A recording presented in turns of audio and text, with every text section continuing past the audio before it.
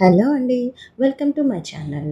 అమ్మ చేతి రుచిలో భాగంగా ఈరోజు సముద్రపు పీతల పులుసు ఎలా వండాలో తెలుసుకుందాం. దీనికోసం నేను ముందుగా 1 కేజీ పీతలను శుభ్రం చేసి పెట్టుకున్నాను. దీనికోసం ముందుగా 100 గ్రాముల చింతపండు నానబెట్టి పెట్టుకోవాలి. తర్వాత 2 పెద్ద సైజు ఉల్లిపాయలను పేస్ట్ చేసి పెట్టుకోవాలి.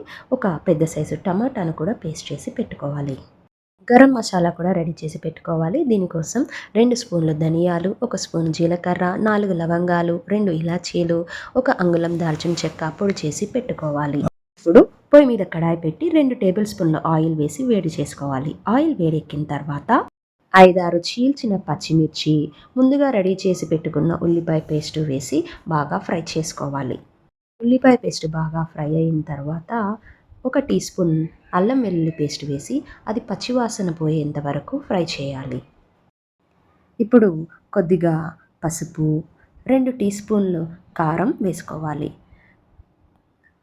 కారం ఎక్కువగా కావాలనుకుంటే ఇంకో టీ స్పూన్ కారం కూడా వేసుకోవచ్చు. కొద్దిగా ఉప్పు కూడా వేసుకొని మనం మళ్ళీ ఫ్రై చేసుకోవాలి. ఆ తర్వాత శుభ్రం చేసి పెట్టుకున్న పీతలన్నీ వేసి అదంతా కలియబెట్టుకోవాలి. ఇప్పుడు మూత పెట్టుకొని ఈ మిశ్రమాన్నంతా ఒక 10 నిమిషాల పాటు బాగా మగ్గనివ్వాలి. ఇప్పుడు ముందుగా రెడీ చేసి పెట్టుకున్న చింతపండు పులుసు అందులో యాడ్ చేసుకోవాలి. ఆ తర్వాత రెడీ చేసి పెట్టుకున్న గరం మసాలానంతా కూడా అందులో వేసుకొని కొద్దిసేపు ఉడకనిచ్చుకోవాలి. మనం ఉల్లిపాయ పేస్ట్ వేగుతున్నప్పుడే టమాటా పేస్ట్ కూడా వేసి వేపుకోవాలండి.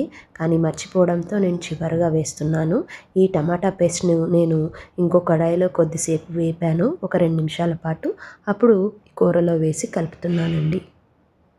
2 నిమిషాలు ఉడికిన తర్వాత కొద్దిగా కరివేపాకు, ఆ తర్వాత కొత్తిమీర వేసి కూరను దించేయాలి. ఇక మనకి ఎంతో రుచికరంగా ఉండే పీతల పులుసు రెడీ. ఈ రెసిపీని మీరు కూడా ట్రై చేయండి. మా ఛానల్‌ని సబ్స్క్రైబ్ చేసుకోండి. Thank you.